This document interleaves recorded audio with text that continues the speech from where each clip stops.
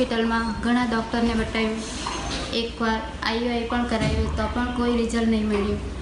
બધા ફરીને થાકી ગયા. છેલ્લે સુરતમાં ડૉક્ટર રૂપલબેન શાહ હોસ્પિટલમાં આવ્યા.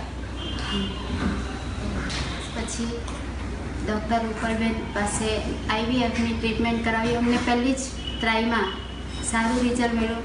આજે અમારી પાસે 2 બચ્ચા છે, એક ગર્લ અને એક બોય. આજે અમે એટલા ખુશ છીએ.